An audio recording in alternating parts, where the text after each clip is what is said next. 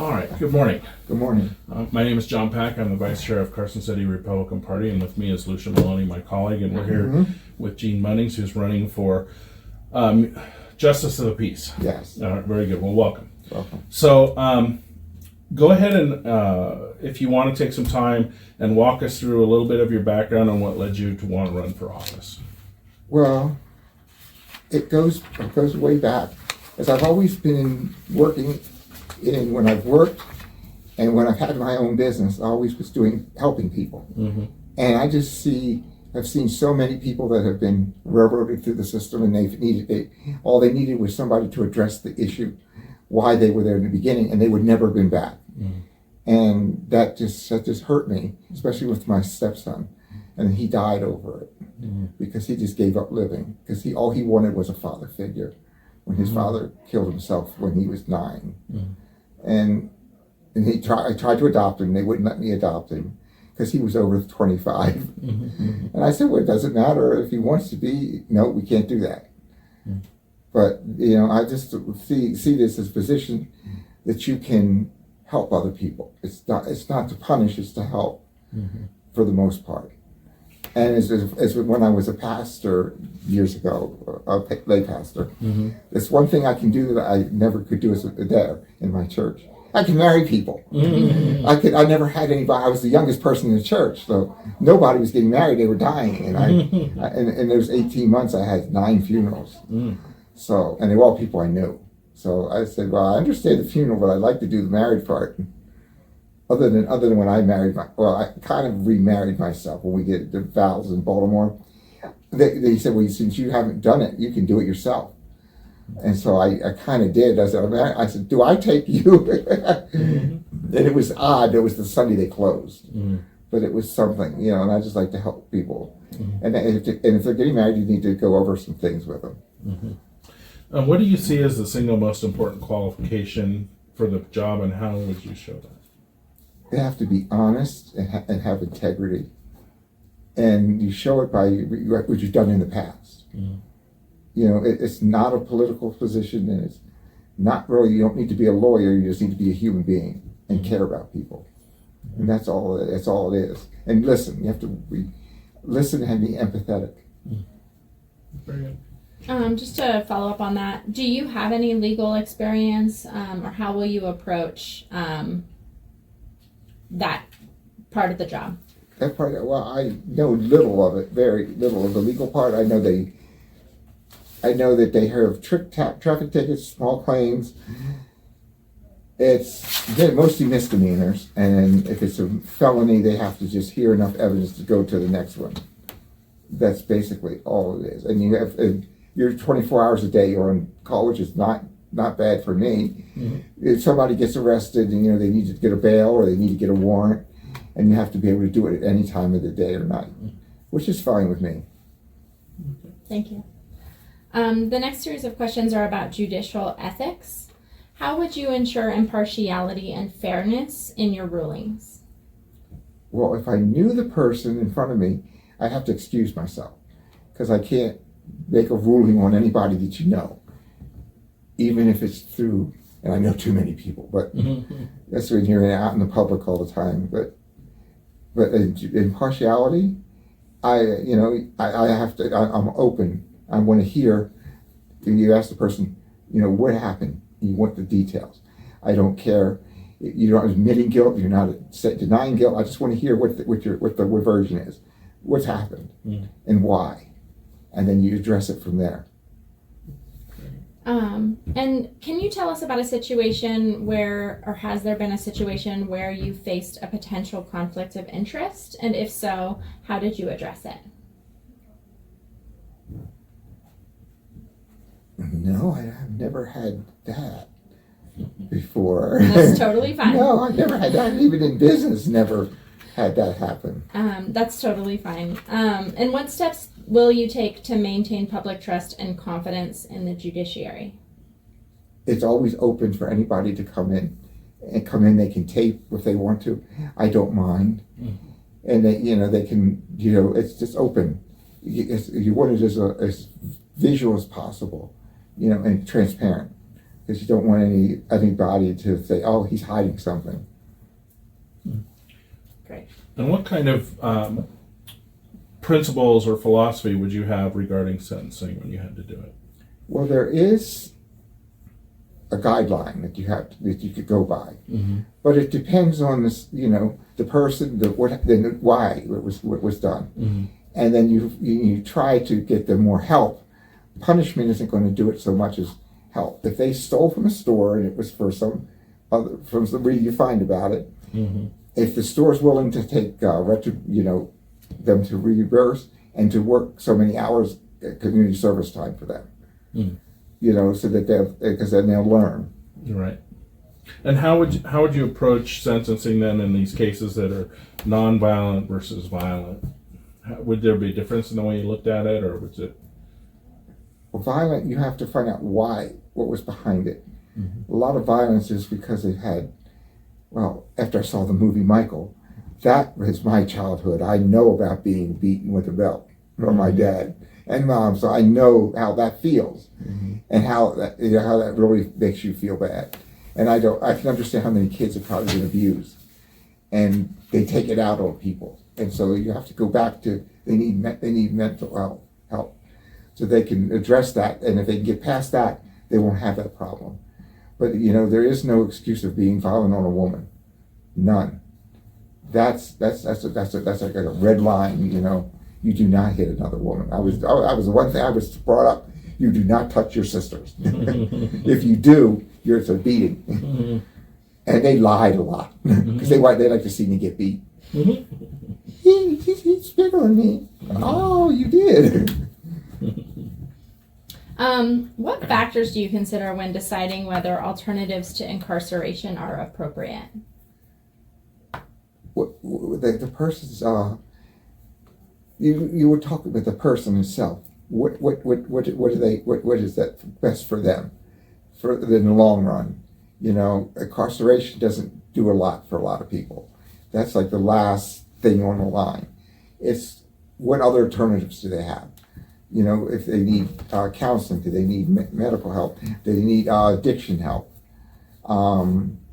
There's so many things that you can look at before you even think of, that's like the last thing down the line is putting them in jail.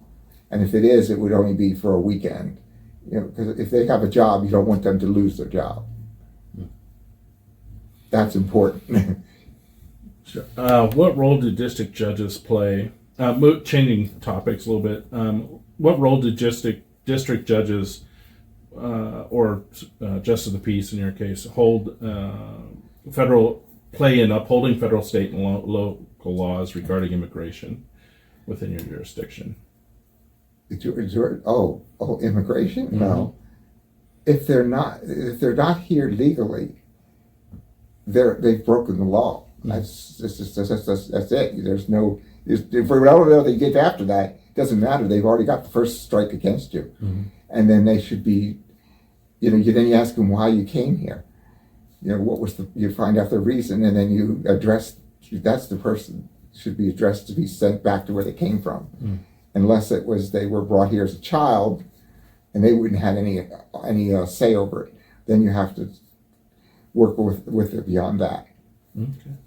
And a couple of questions on gun rights. So, as a judge, you might have gun cases brought before you of various violations of existing law. So, what is your judicial perspective on the Second Amendment and gun rights within Nevada? It's the right to carry. Period. I mean, Nevada's a state that we have gun rights, and people have the right to. You have a spider in your hair. Okay. I see it crawling up. It's a little late one. We have, the Second Amendment is the Second Amendment, and they have the right to carry and conceal, and they have to have done whatever that training is. And that's, they're not to use it on somebody unless it's you're trying to prevent a crime.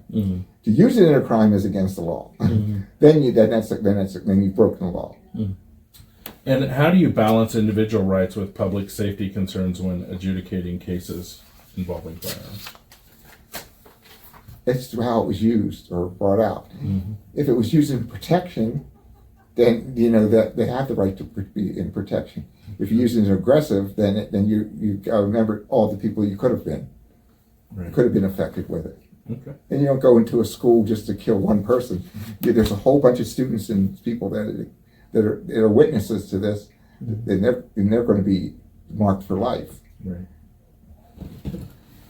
What is your vision for the Justice of the Peace position over the next 5 years? Well, this is a new one, so it's not going to be that full because we don't have a really heavy caseload right now in Carson. It's able to handle with the 2, and so it's only a little piece that's going over. It'll grow over time as we get more people here, until we hit 70-some thousand, and that's the end. Thank God. But it's going to grow, and it'll be able to handle more cases and involve yourself in more issues.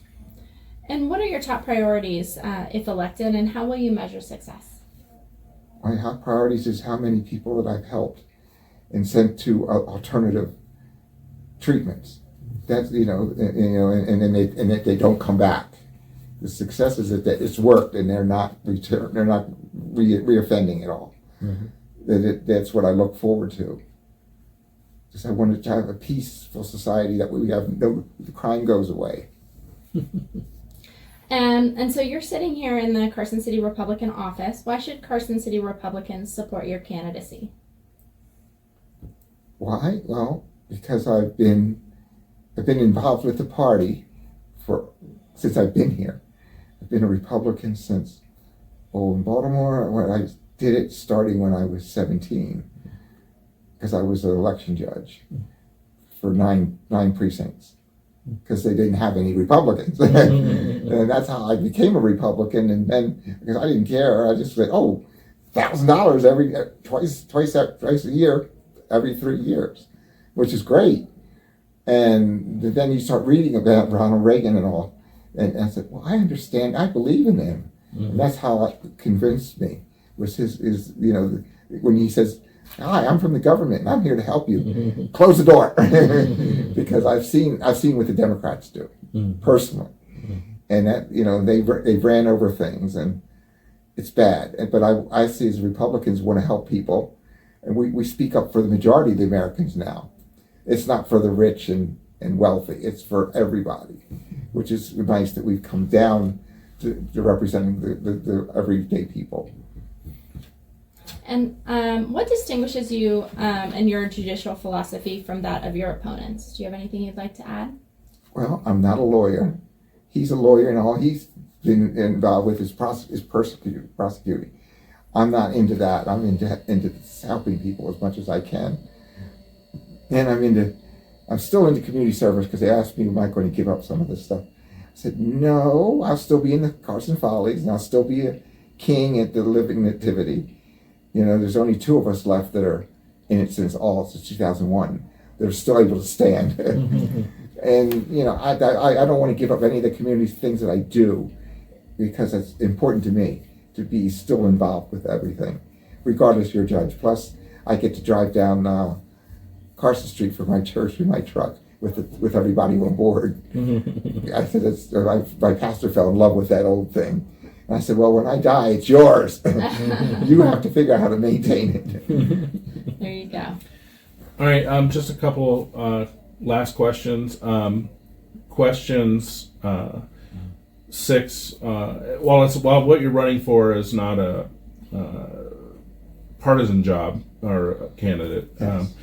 It is important to Republicans how people feel about abortion and voter ID. So those 2 questions are on the ballot. How do you? Abortion? I worked at one time for Personnel Plus, and I was in the office working, and they needed somebody to go down and help them, since I knew I was more educated, to go down to Minden to this group where they need something with their insurance problems, that the secondaries, they weren't billing it and they were running out of money. Could I go there and help them for a while? And I'm going through it, and then I hit the strangest thing. A lady had been in there for 7.5 months through Champas with the military for going to have a baby, and suddenly this thing is in here, and this codes don't make any sense to me. And I asked them, and they said, "Oh, the mother decided her daughter isn't going to have a kid, and we just ripped it out." And then I quit. I walked out the door. I said, "I can't deal with that." I said, "That's a life you just killed." And so I'm for no abortion, ever.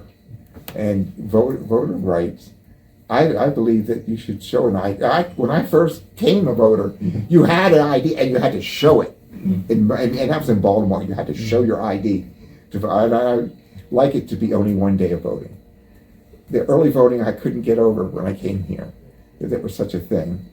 If you need to do, you know you're not going to be there, you ask for an absentee ballot. And you can do that. But I think it should be a holiday too. That way there's no excuse that nobody shouldn't be able to vote. Sure. Absolutely. And then lastly, we've talked about a lot of different topics, but is there anything that we've missed or something you want to talk a little bit more about? Well, what I don't want is, because I'm older, senior, I don't need, with the city, I don't need the medical or the retirement. I already have that. And I don't want a whole salary. I'm going to give half of each paycheck to the groups that help people. Because I feel if I'm sending them people, I should be supporting them. And so I figured by giving up half, I said, I don't need that much money. Now I'm retired. I don't have a desire for all that. I'm not going to travel or anything. There's nowhere in the world I want to go except for Disney World again. That's the only place I want to go back to. There you go. Other than that, I got to go back to Maryland this October because it's my 50th high school reunion. I have to go and come back. I'm not going to stay. I have to go see my sisters, both of them, on the way. And that'll be it. You know, I don't want to ever go back there again. And I like the food, but I can't live in Baltimore. The climate's too bad, and it's too much crime and all. It's just filthy. It's not out here. This is a clean, and I want to preserve this because this is ideal living out here. Okay. Well, thank you very much for your time. I appreciate it. You're welcome. Thank you for coming in. Uh-huh.